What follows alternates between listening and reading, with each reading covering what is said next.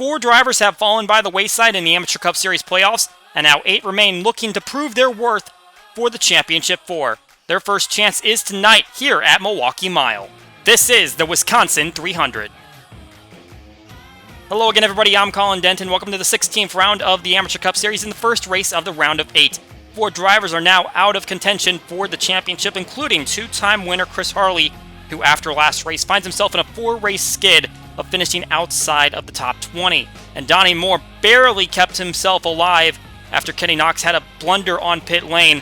And now the 50 car will be heading into this round of 8 with a shot at the title. We look at the standings leaving the last round. Shane Borlan definitely had the strongest round, but Connor Mays had the victory in Nashville. He came into these playoffs without a victory, but he will be eligible for this next round.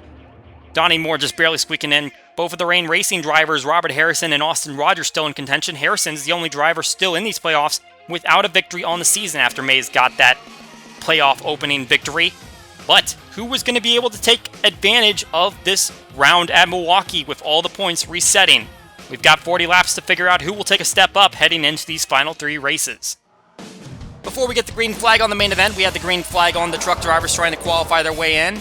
If we're comparing it to the open modified races, probably not the same excitement as we saw there, as the cars were able to stay tight to the low line, and that's pretty much what dictated track position, as Tyler Reed started in the 4th position, but got passed up by Steve Ray and Jesse McConnell, and then from there they pretty much strung out single file, with Mike Simpson taking the victory and being able to be one of the 6 moving on, along with Jasper Rouse, Adam Kuhn, Clint McComb, Steve Ray, and Jesse McConnell, with Reed just sitting outside in the 7th position, and Moses Osborne, one of the non-playoff drivers, hoping that he was going to find his way up there into the top 6, unable to do so. Dalton Wise, unfortunately, finds his way all the way in the back. And for tonight's hot seat, we got one of our playoff drivers, Shane Borlan, who's put up 4 straight top 13 finishes. That win at Nazareth that put him into the playoffs, at least in a guaranteed spot. 7th at Nashville and 9th at Simtel Park to go along with his top 10s. So we'll have the onboard look with him. And now it is time to go trackside and get the command to start the engines. Race fans, it's time for those most famous words in motorsports. Here to give you the command to start the engines, please welcome Dr. Jeff Collier. Drivers, start your engines! Fired up when you're ready. The pressure is on now for the 8 drivers trying to qualify for the Championship 4. Time to get a good head start. Let's take a look now at the starting grid. Starting up front is Alexander Rowe, who's got his 2nd career pole, both at the mile tracks. Got his first one at NASCAR. And Adam Kuhn on his outside, 2 top 15s on the mile tracks in trucks. In row 2, 32nd in points, Joey Radcliffe has a good starting spot alongside Shane Borlan, who led the points, leaving the round of 12. Row 3, a couple of drivers that got top 10s in recent races. Here's our Arvin Alonso, finished 7th at Simtel Park. 19-car fan finished 8th at NASCAR. Inside row 4, Jay Jefferson, top 11 in the last 3 races. And Chris Harley, one of our departed Chase drivers, 2-time winner this season. Row 5, Clint McComb, the truck's runner-up at Ontario. He made it to the round of 6. And Jake Thomas still looking for his first top 10 finish. He's starting in 10th. John Gilbert on the inside of row 6 got top 20s all throughout the round of 12 to make it to the next round, and Mike Simpson, the NASCAR winner, and the truck's point leader exiting the round of 8. Our most recent winner, Jacob Rose, starts on the inside of row 7, got the victory at Simtel Park, and Griffin Lynn, 5 top 20s in the last 6 races. Row 8, a couple drivers that finished top 20 in our last mile race at NASCAR, Ryan Kendall in 12th and Colin Lindsay in 18th. Inside row 9, the only Chase driver that won in the round of 12, Connor Mays, got the victory at Nashville, and Jesse McConnell, a winner in the trucks at another mile track, Toronto Lakeshore. In row 10, another eliminated driver, Kenny Knox, a 9th at NASCAR, was his best finish last round, and to his outside, Wisconsin native Craig Martin.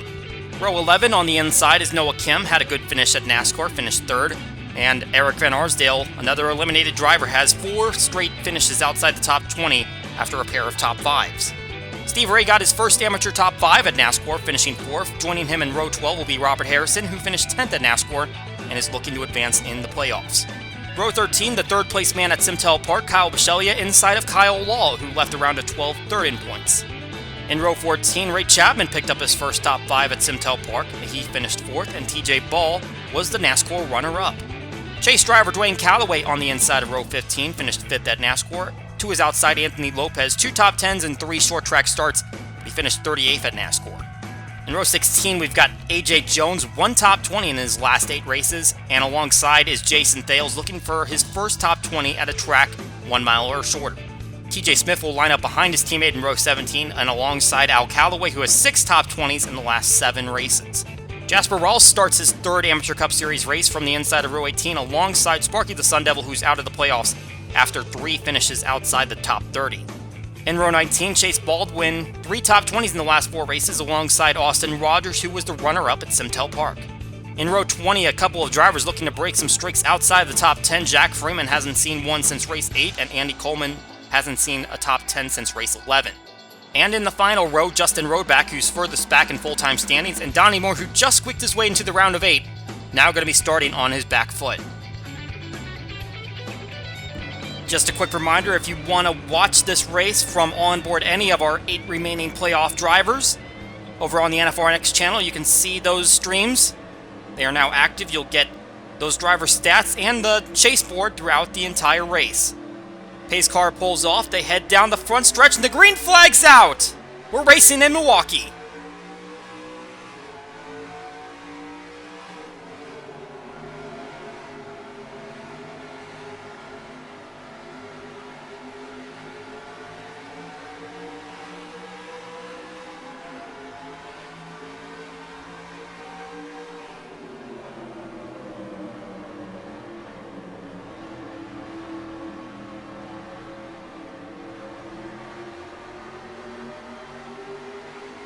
Great jump by Alexander Rowe, getting out there early.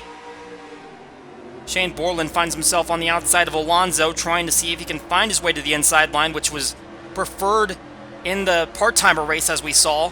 Connor Mays making a 3-wide move underneath Griffin Lynn and Mike Simpson, and he's going to get turned into the outside wall! Lynn goes around, but there's damage for the 84 car.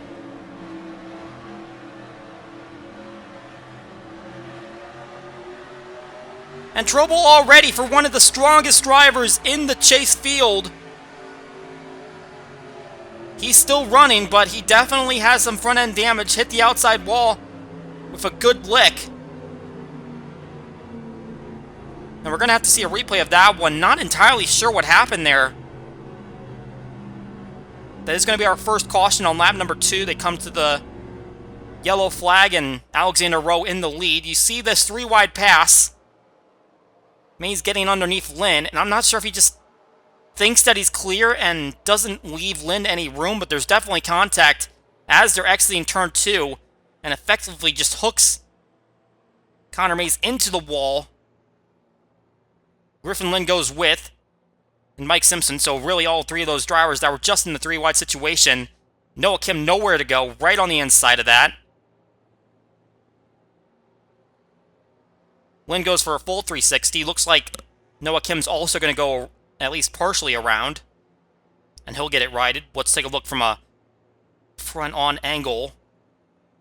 Oh, I am not sure. It almost looks like Lynn comes off the corner and kind of corrects it to the left. I'm not sure if he was intentionally trying to hook Mays there, but it didn't look like Mays tightened up coming off the corner. It looked like Lynn just briefly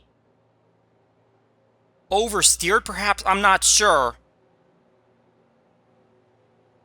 Well, league officials will have to review that one and determine if there was anything possibly intentional there.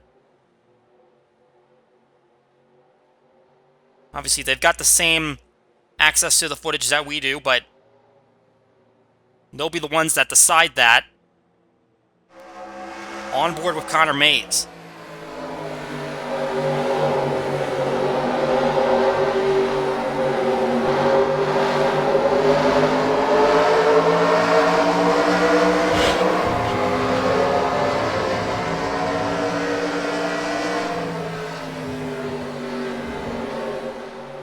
And a look from Robert Harrison.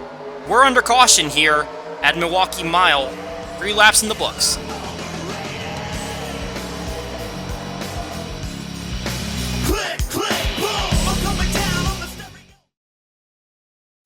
This season, nothing scares Carl Edwards more than losing. Not a 10-car pileup on a fast track. Not trading paint with a car full of clowns. Not that furnace in his basement that sometimes looks like a face. Losing is even scarier than having to choose between starving and eating your best friend Bob. I don't feel like I've got much time left. Great. There are only two things that scare Carl Edwards: losing and not winning. Back here at the Milwaukee Mile after an accident involving chase driver Connor Mays. No one has dropped out of the event, and it has kind of been the precedent that the NFRN hasn't penalized drivers within the race. If anything will be handed down to Griffin Lind, it will come post-race, but again, we'll have to see what they decide on how that accident played out. But either way, we're back under green flag, and Alexander Rowe leading the way. And as you can see, Connor Mays, he did not pit, which was very interesting, but he is certainly not up to power, and you can see there's a little bit of a hang-up behind him, and Craig Martin getting turned into the wall by Eric Van Arsdale. And we do not have a caution. We are staying green as the car slides on the inside of the track. What a shame for the driver who's from this state. He finished top 10 at Simtel Park on the west side of the state. Qualified for the Elite Cup Series race and finished 5th. Was really hoping to continue that streak of good finishes. Unfortunately, he'll now be at the back as Eric Van Arsdale continues on. And it all kind of seemed like it stacked up from the 84 car, who has some issues getting up to speed. But as we mentioned during the starting grid, hasn't had any top 20 finishes since he finished 2nd at Peoria, and hasn't gotten a victory this season, and obviously out of the playoffs now. Now we've got Robert Harrison struggling to get around Connor Mays, and he was above the cut line, but now being stuck behind the 84 has put him below it, and obviously as he makes his way by the 84, he'll gain that spot on him as Mays continues to backtrack. He had the 21st place finish at NASCAR, the other mile track we've had on the schedule this season, but obviously that 84 is not running at full tilt.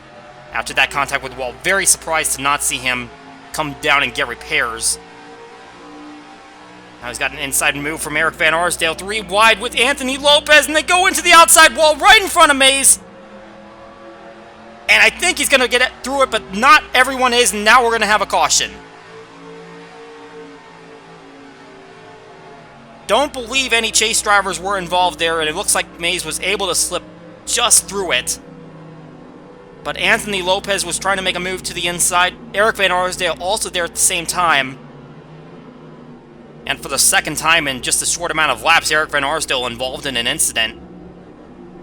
We should mention Craig Martin came down to the pits shortly after, and that's some bad timing for him because now he is trapped a lap down. So it just went from bad to worse for him. Had he just waited a couple more laps, he might have had a chance to stay on the lead lap. But it looks like this is where everyone's going to pit, and it seems like the consensus around the garage is that everyone only needs one stop. And this just might be within their window to make it to the end. Certainly with gas mileage, we'll see what everyone does in terms of tires. We're tracking 3 chase drivers. Dwayne Calloway, the first of those to make it into his box, and he is going to take at least a 2-tire stop. Shane Borlan, John Gilbert. You can also see them there. Calloway goes off the jack, and he's taking 2 tires only. And we'll see if everyone else is going that direction, and it looks like all of the leaders are doing that. And Alexander Rowe is going to be the first one off the pits. So it looks like 2 tires for most everybody as we take a look at the race off pit lane. And Alexander Rowe is going to hang on to the lead, but Adam Kuhn's able to jump ahead of Joey Radcliffe. Alonso stays put, and there's quite a few guys that jumped up, especially Dwayne Calloway jumped 8 spots on that stop. Let's go back to this restart. I just want to take a look at Connor Mays, and it looks like he restarts okay, but then as he gets a little bit more speed, it starts piling up behind him, and Craig Martin makes a very ambitious move underneath Jesse McConna. And there you can see Van Arsdale pushing up into the 82, and again, it's one of those situations where it just seems like there's so much time to get separated, and yet the car on the left ends up hooking the car on the right into the inside wall. And you just have to wonder if there was any way that that could have been avoided. Unfortunately for the 82 car, Martin is now 1 lap down after taking a pit stop a little bit later. He did not come in immediately after this accident. Now we take a look at what brought out our caution, as Lopez and Van Arsdale both go underneath the 84 car. And again, it's the 67 on the inside and just pushes up into the 75. This time, though, 75's behind him and sends them both into the outside wall. Jasper Rouse takes a good shot and looks like he's going to run into the inside wall. See if we can get another look at that. Another contact there with Lopez is now Van Arsdale right in the middle of the track, and he's going to get run into by Jack Freeman and Noah Kim. A little bit of collateral there. I believe everyone else is going to make it through. A much needed dodge by the 50 of Donnie Moore. Can't afford to lose any more points after being in the back of the field. So we take another look at this. Should have a look at Jasper Rawls. What happened to him as he is pointed straight at that inside wall. And he's going to hit it pretty flush, which is no more ideal than hitting it head on. Both are a pretty crummy way to make contact, and we'll see if he's able to continue, but looks like he drove away. Oh, and I see Connor Mays up into the wall up there in the top left of the screen, so he did have some contact. Let's take the onboard. Let's see what happened here.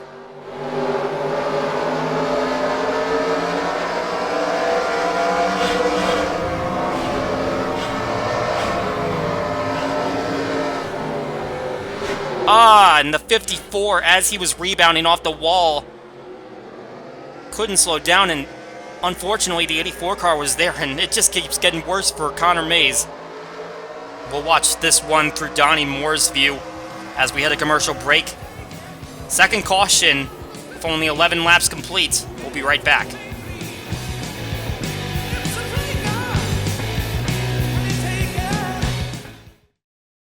What amazing driving we've seen here today. Looks like the McDonald's car is taking the lead, but can he hold on to it? It's the fry smell maneuver. Works every time. And McDonald's wins by a nose. Now McDonald's has Hot Wheels cars with cool stickers that make them look like the ones real NASCAR drivers race. I'm catching you. Bill, Kyle, it's time for the race. Do we have to? One toy in each Barbie Hot Wheels Happy Meal you buy at McDonald's. Did somebody say McDonald's? Back here for the NFRN Amateur Cup Series chase round of 8 at the Milwaukee Mile. Alexander Rowe leading the way from the pole. Won the race off pit lane, and we'll see if anyone else needs to come back down for a second stop. But as we've heard, it should be the only stop we see this race. Alexander Rowe is certainly hoping that it's going to be the only stop, as he's doing very well up front. However, we did mention Craig Martin fell a lap down after pitting under the green flag, and now he's hogging up that inside line at effectively the same speed as the leaders. So now Rowe's going to have to hope that he can clear the 82, or at least find a way to get to the inside line before someone behind makes their way through, like Adam Kuhn, who doesn't seem to be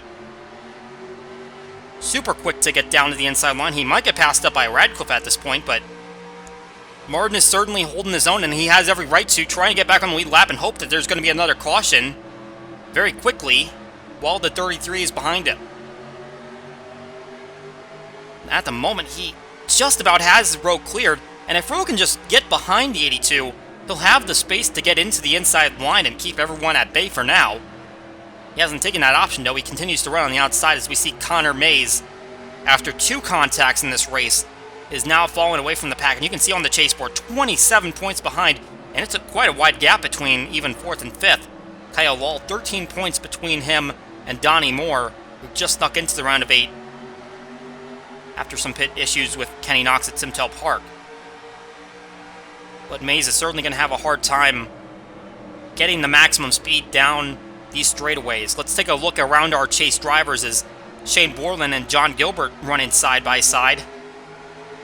Gilbert certainly fared well in the playoffs, had finishes of 8th, 17th, and 6th in the round of 12. He's about to make his way around Shane Borlan, about to clear him. Being trailed by Jay Jefferson, and now we ride on board Shane Borlan, our hot seat driver. He's trying to see if he can get down to that inside line. Jefferson's going to claim that spot. And it looks like Clint McComb is in the mirror of the 60 car. Borlan might have an opening now to try to get down to the inside. And he does. He's going to take that spot, so 60 car will stop the bleeding for now. To look behind Borlan, and there is the 65 of Dwayne Calloway. Certainly did what he needed to do. He had a top 5 at NASCAR, which was sandwiched in between 2 drives that were outside the top 20, so all it really takes to advance is just hope that the drivers around you don't put up any good finishes, and just one will get you to the next round, and that's exactly what Calloway rode into this round of 8. He's hoping to have at least a nice day here in Milwaukee. Currently 14 points up. I'm sure he wouldn't complain about that. As we look back on Kyle Law, who really turned his season around once he got winning. Those first 7 races, he was averaging a 23rd place finish, and in these last 8 races, which include those back-to-back victories, he's improved several spots, and he definitely needed that, and he's rode that momentum into this next round of the playoffs, and so he's hoping that he can stay in front of Donnie Moore and the rest of the group, as Moore qualified in the last position, never really got going in qualifying, and really he's been able to find something to keep himself in this race, and not just the attrition, because he's been able to get around some pretty solid cars. See him trailing the 6 of TJ Smith. Just trying to make a move on, it looks like the 97. Clearly not in the position Moore wants to be, but he has the positions available to him to make up. Trying to see if he can attack it one by one, as we have already passed the halfway point of the race. And run about 8 of those laps under caution. See, it's quite a traffic jam up in front. It's almost single file. There's quite a bit of 2 wide racing. Not the 3 and 4 wide like we were seeing in the modified race, fortunately. Unless, of course, you were looking for the wreck-heavy races, in which case that was probably your cup of tea. Simtel Park runner-up, Austin Rogers. Hadn't been running well the previous few races, and was able to grab that finish that probably propelled him into these final 4 events, so long as he can qualify for the Championship 4. And this is one of 2 teams that have 2 entries in the round of 8, alongside Western Motorsports, Rain Racing. Although Western has 4 cars entered in here, and Rain Racing only has these 2, and they are both still active. Harrison's still looking for that victory, and I'd say it's improbable at this point, given where he is right now, but still got a couple races to go, and if he can just make up some positions here to try to minimize that gap that he'd be dragging into Red River, it would be much needed for him. Unfortunately for Connor Mays, he's kind of at the mercy of anyone who might crash in these last 15 laps, because it seems like it's improbable that he's going to catch anybody. Running in the 41st position with only Craig Martin, who's nearly about to go a lap down. Behind him, right now the 82 car is holding off Alexander Rowe. But for how long, as there's a queue right behind him with Radcliffe, Alonso, and here comes Rowe making the move to the inside now. He is not waiting.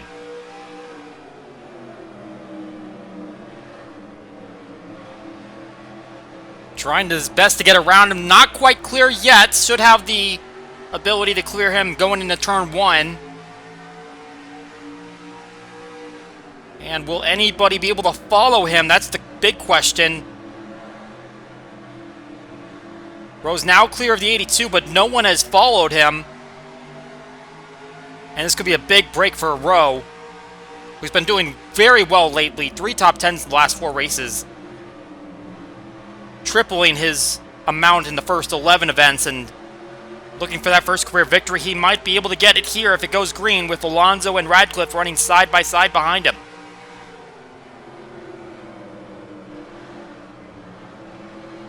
Alonso definitely not giving Radcliffe any favors there. Certainly looking for that first win as well.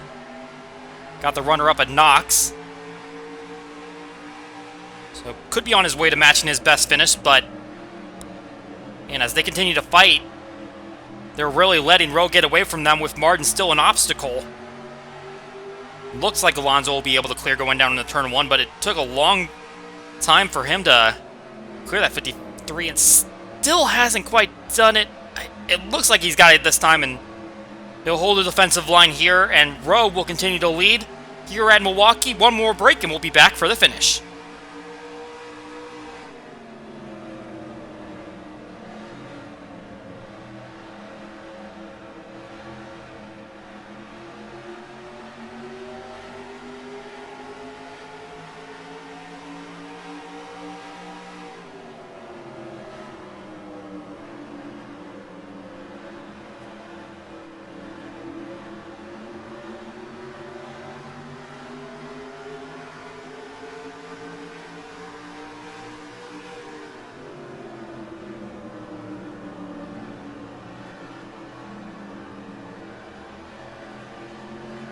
Back here at the Milwaukee Mile for the first race of the NFRN Amateur Cup Series round of 8.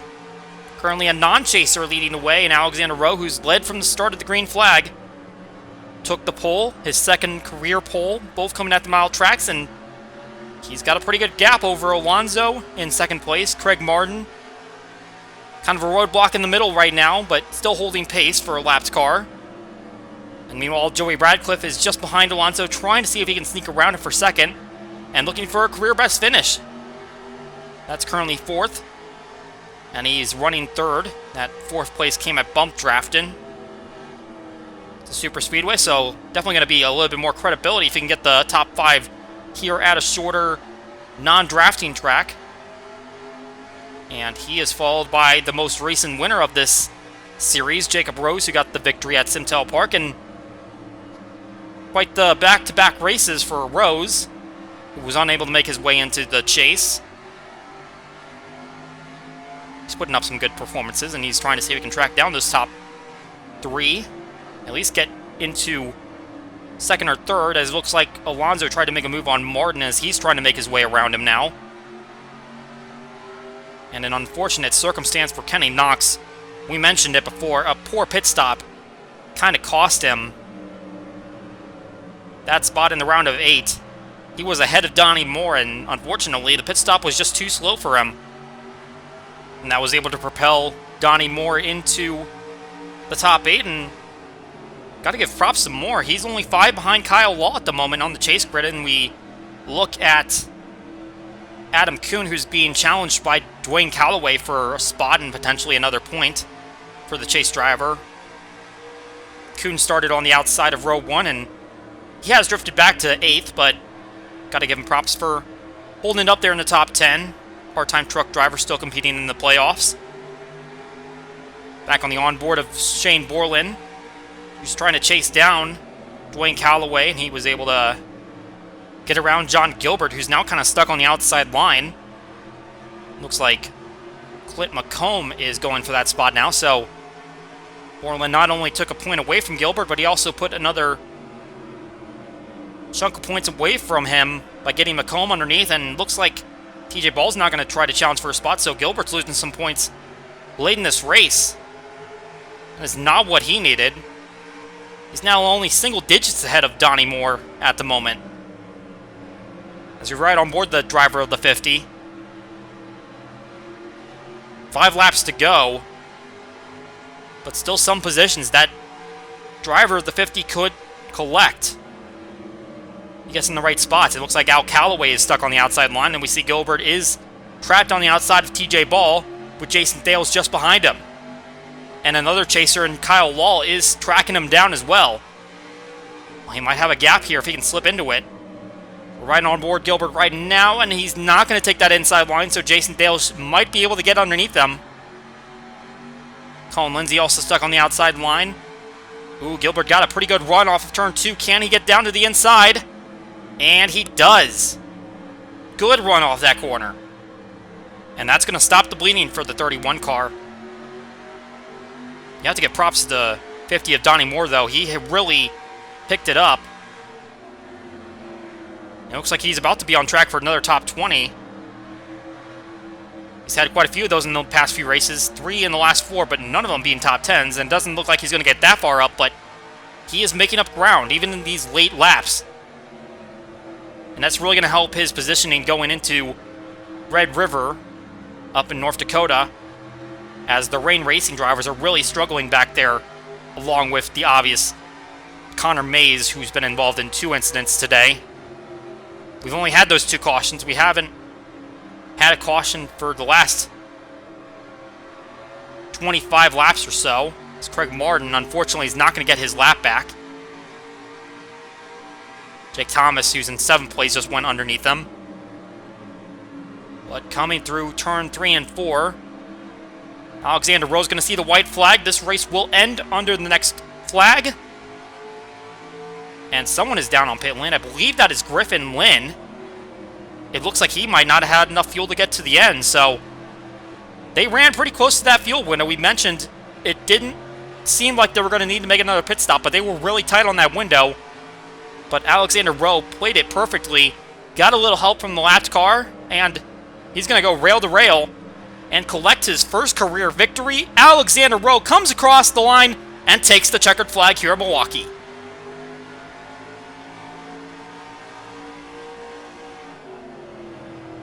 Smooth sailing for the driver of number 33.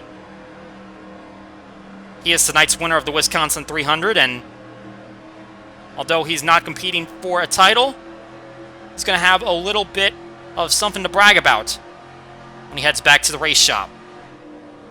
Taking a look at the final results in this one, Rowe taking the victory, followed by Alonso and Radcliffe. Rose and Knox will round out the top 5. Good run for Knox after that performance at Simtel knocked him out of the playoffs. Also have to give props to Alonso for getting back-to-back top 10s after the 7th place at Simtel. And of course, Jacob Rose following up the victory there with a 4th place run tonight. And for the first time this season, Jake Thomas has a top 10. He was the only Amateur Cup Series full-timer that didn't have a top 10, and he's got it here tonight. Dwayne Calloway going to be the highest placing chase driver, finishing in the 9th position. Shane Borlan will take the 11th position, while John Gilbert will get 13th. Fortunately, he was able to stop himself from sliding back too far. Kyle Law will end up in 16th, and Donnie Moore in 19th, so those 3 positions between Law and Moore will end up being the cut line. And looking further back, none of the remaining chase drivers were able to finish inside the top 30, as all of these taken up by non-playoff drivers, including some of those that were dropped out after the round of 12. Chris Harley finishing 22nd, Sparky finishing 29th, so clearly their season's not getting any better after elimination. We'll have to go all the way back to 33rd to find Austin Rogers and Robert Harrison finishing next to each other. Eric Van Arsdale had a couple of incidents in that second green flag stint, and he ends up in the 38th position. Obviously had his accident and running with a little bit of damage, but ultimately no one dropped out of the race, including Connor Mays, who still ends up in the 40th position. Unfortunately for him, will be the furthest back and will have the most to make up in the final 2 races of the round. And did make a brief mention of it. Griffin Lynn stopped just before the white flag lap, and that put him a lap down and behind Craig Martin, who tried to get back on the lead lap, but unfortunately never had the caution to save him. So here is how the playoff standings look, and realistically, no one is in a extremely safe position, at least to get in, because it's only 10 points away from the cut line at the top, because we had 5 drivers finish inside the top 20. Of course, Austin Rogers, Robert Harrison, and Connor Mays definitely have some more work cut out for them in these next 2 races. Certainly not out of the realm of possibility, but it definitely looks like it might come down to these 5 fighting for the 4 positions that will send you to the championship 4, unless you can get a win in one of these next 2 races. And of course, we'll look at those drivers that did fall out of the round of 12, and because Kenny Knox had that great run in today's race, along with being the first driver out, he has a pretty good gap over the rest of the eliminated drivers. And here's a look at the standings outside of the playoffs, and Craig Martin had a pretty good gap entering this race. Unfortunately for him, the 41st place is going to really hurt him, especially with Jacob Rose finishing up there inside the top 5. Now it's only a 3-point gap. Alonso also finishing runner-up. He's only 10 behind for that top spot outside the playoffs, and Alexander Rowe with the victory tonight. bumps him up to 21st. He entered this race in the 28th position in points, so he jumped up 7 spots. In the team standings, RPG7 Motorsports is able to jump ahead of Rain Racing after Jacob Rose's solid performance, and Coca Racing struggled a bit with Connor Mays finishing 40th, so keeping a close grip in that battle. And here are the cars that will be driven by these drivers in the Elite Cup Series part-time qualifying.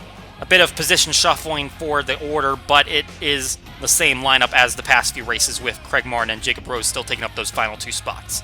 So that's going to do it for the NFRN Amateur Cup Series here at Milwaukee, but we still got another race to go tonight. The Elite Cup Series is going to set their round of 8, and that is about to start next. Alexander Rowe goes flag to claim his first career victory. For NFRN and RVN, my name is Colin Denton, and we will see you all next time.